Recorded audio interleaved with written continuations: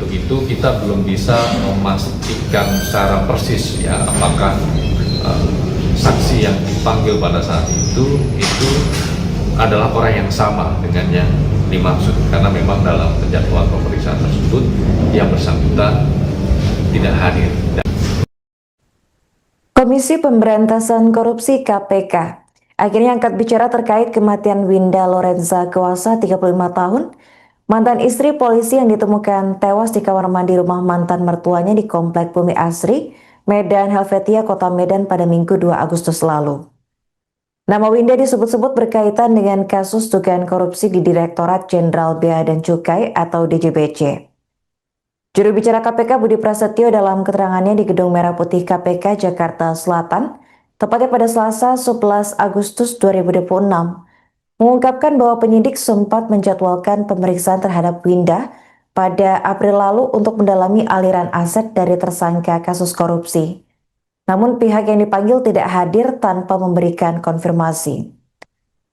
Sumber Tribun News menyebut terdakwa kasus korupsi DJBC Orlando Hamunangan Sianipar pernah memberikan jam tangan mewah merek Tag Heuer senilai 65 juta rupiah kepada Winda serta menyewakan apartemen di kawasan Kampung Melayu, Jakarta Timur. Dugaan ini memperkuat indikasi bahwa Winda mengetahui aliran aset hasil tindak pidana korupsi. Budi menegaskan meski Winda tidak memenuhi panggilan, KPK tetap fokus menelusuri aset-aset yang diduga berasal dari tindak pidana suap pengurusan bea cukai. Penelusuran ini dilakukan untuk mengoptimalkan pengembalian kerugian negara. Jaksa Penuntut Umum KPK juga akan menganalisis fakta persidangan, termasuk perkara Orlando guna memperkaya proses penyidikan. Sementara itu, Polrestabes Medan masih mengusut kematian Winda dengan pendekatan Scientific Crime Investigation. Kapolrestabes Medan Kombes Jan Kelvin Simanjuntak menegaskan, penyidik memadukan identifikasi inafis, forensik digital, kedokteran forensik, balistik, hingga psikologi forensik untuk mencari penyebab pasti kematian korban. Selain itu, Divisi Propam Polda Sumut juga menempatkan mantan suami Winda, yakni Brigadir Iman Syaharifa dalam penempatan khusus selama 20 hari ke depan karena dianggap lalai mengamankan senjata api dinas yang digunakan korban. Kasus ini turut mendapat perhatian Komisi 3 DPR RI. Anggota DPR Hinca Panjaitan meminta kepolisian mengusut tuntas kematian Winda secara profesional, transparan, dan akuntabel serta membuka akses informasi seluas-luasnya bagi keluarga korban. Sementara itu, pihak keluarga sendiri menolak dugaan mengakhiri hidup yang dilakukan oleh Winda. Didampingi kuasa hukum, ayah korban Sanalui Kuasa 55 tahun melaporkan dugaan pembunuhan ke Polda Sumut.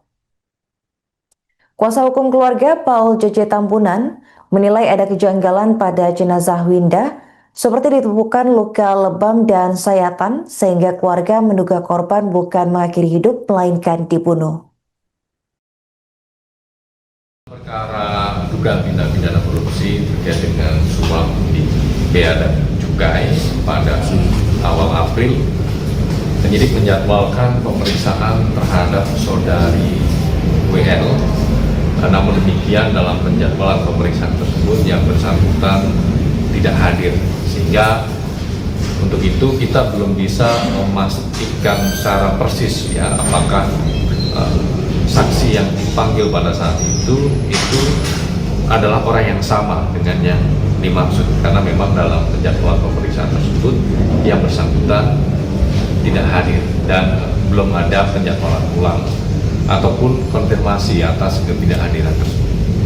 Artinya pemanggilan oleh penyidik terhadap saksi saudara PKL adalah kapasitas untuk didalami pengetahuannya berkaitan dengan dugaan aliran uang ataupun aset-aset yang berkaitan dengan salah satu tersangka pada perkara ini yang dugaannya ada kaitannya ataupun mengalir kepada saudari saksi dimaksud, sehingga penyidik kemudian menjadwalkan pemeriksaan kepada yang bersangkutan untuk digali, didalami, mengkonfirmasi keterangan-keterangan yang dibutuhkan untuk kemudian mengungkap ya seperti apa aliran uang ataupun aset dari pihak tersangka pada yang bersangkutan. Karena memang dalam perkara ini penyidik juga fokus menelusuri dan melacak berkaitan dengan aset-aset yang diduga terkait atau bersumber dari dugaan tindak pidana korupsi suap pada pengurusan bea dan cukai. Nah, Pertama, sekali lagi kami sampaikan, kami belum bisa memastikan secara persis apakah ini orang yang sama ya dengan pihak yang dipanggil sebagai saksi dalam perkara dari bea dan cukai. Namun demikian, dalam konteks pelacakan dan penelusuran aset, penyidik juga masih terus melakukan upaya tersebut. Terlebih perkara bea dan cukai ini kami lakukan pengembangan, ada screening yang masih berjalan dan pemeriksaan kepada sejumlah saksi juga masih terus dilakukan oleh penyidik, dan tentunya adalah untuk mendalami, untuk mendapatkan alat bukti tambahan dalam pengembangan penyidikan perkara ini. Sedangkan untuk para pihak yang sudah ditetapkan sebagai tersangka pada perkara pokok sudah bergulir di persidangan, ya beberapa untuk terdakwa sisi penerima yaitu dari para pihak di Bea Cukai ini juga masih terus bergulir, termasuk hari ini juga ada pemeriksaan saksi dalam lanjutan persidangan tersebut. Nah, tentunya dalam rangkaian persidangan yang berjalan, setiap fakta pasti nanti akan muncul dalam persidangan dan nanti akan dianalisis oleh jaksa penuntut umum yang bisa jadi pengayaan dalam proses penyidikan yang sedang berjalan, khususnya pada pengembangan perkara ini. artinya Ya, tentu terbuka kemungkinan untuk dilakukan oleh KPK baik untuk proses pembuktian maupun dalam rangka pelacakan dan penelusuran aset, karena memang dalam penanganan dugaan tindak pidana korupsi tidak hanya berfokus pada pemberian efek jerah kepada para pelaku, tapi bagaimana juga kita bisa secara optimal melakukan pengembalian keuangan kepada negara.